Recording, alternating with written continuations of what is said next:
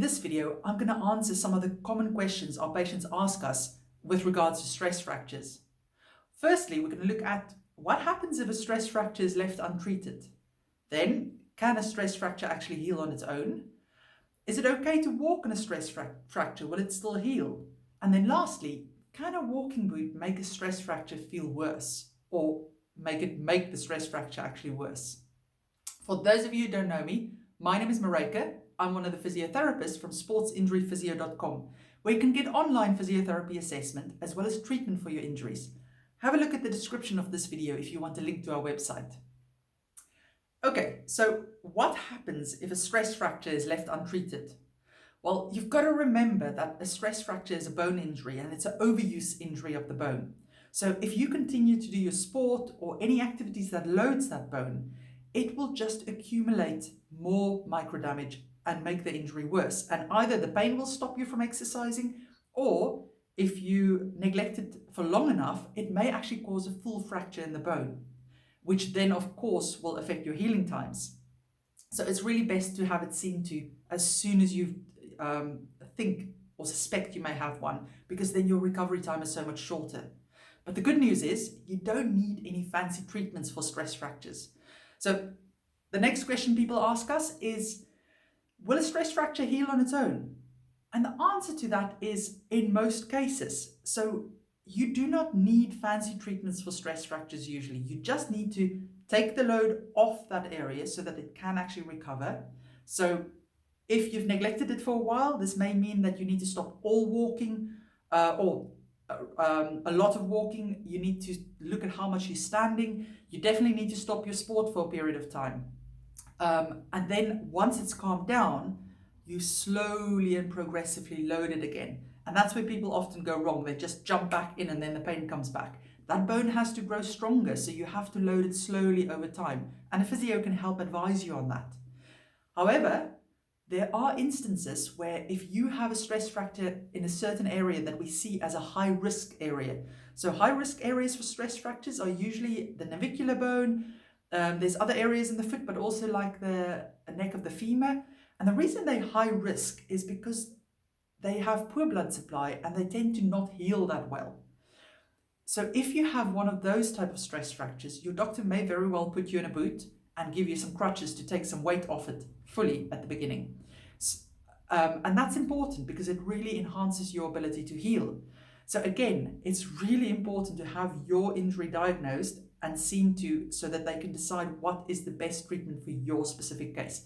Now, we've made a whole series of videos about stress fractures in different parts of the body, and I'll link to the playlist here, but also in the description of this video. Good, so the next question is, will a stress fracture heal if you walk on it? Now, again, it's yes or no with this answer. Walking on a stress fracture isn't necessarily bad. It depends on how severe yours is. So you've got to remember, bone is constantly turning over in the body. So we're shedding old bone cells and we're building new ones. Weight-bearing activity like walking and running and jumping are really good at building strong bones. But it's when you overdo this that you develop stress fractures.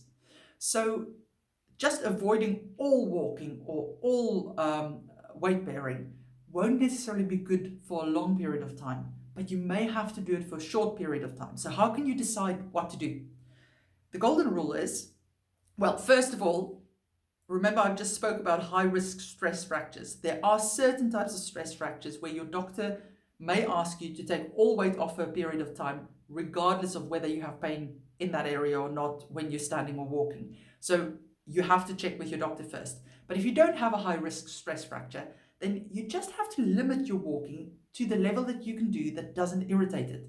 So if you can walk, but you get a bit of an ache in that area where the stress fracture is, or it feels achy afterwards, it's usually a sign that the amount of walking you're doing is too much for it. The bone can't quite cope with it. And in that case, you have to bring it down a bit. If, however, you can do normal walking day to day, it doesn't really bother. It's just when you run or do something more high impact, then you may be okay to walk and it won't do any damage for you.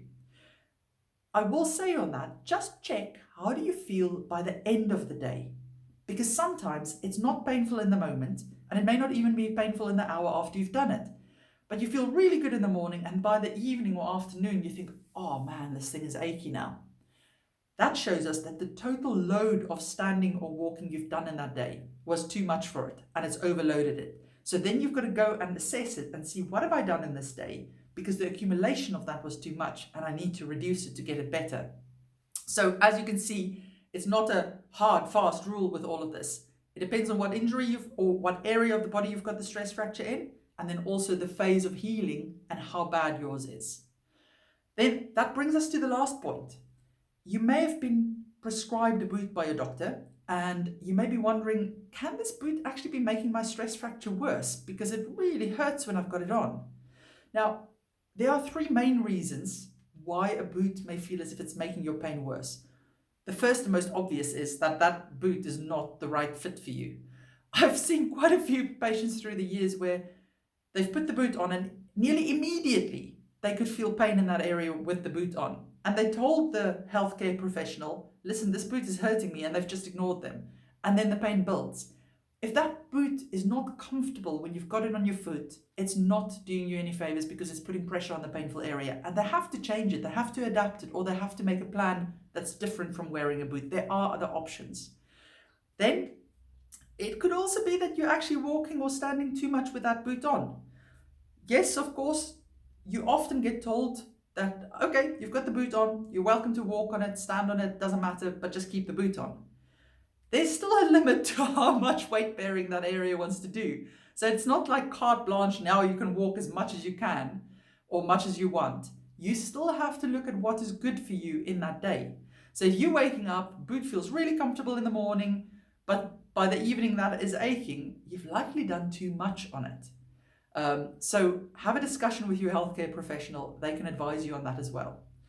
Then the third and quite important reason why suddenly a boot may cause you pain is having your foot stuck or immobilized in a boot can predispose you to DVTs, which is deep vein thrombosis, or just a blood clot in your calf or foot.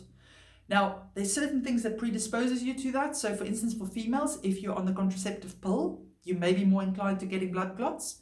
So if the boot was quite comfortable, no issue, and then all of a sudden you think, oh my word, this is quite a lot more achy than what it used to be. The pain's increased. You may even find that your calf or your foot is really swollen. When you touch it, it could feel quite hot. It may have a red color to it. It can be one or all of these symptoms that you feel. Then you have to either immediately speak to your doctor and have it looked at, or if you can't get hold of your doctor immediately, you have to go to the hospital, to the emergency department, that they can check it out for you. They can either do a blood test where they just check for certain markers in the blood, or they can do an ultrasound scan to check if there's a blood clot. But if you have any symptoms like that, or you suspect that something like that may be going on, you have to have it seen to immediately. Brilliant. Hope you find this useful. And remember, if you need more help with an injury, you're welcome to consult one of us via video call. The link to the website is in the description of this video. Take care.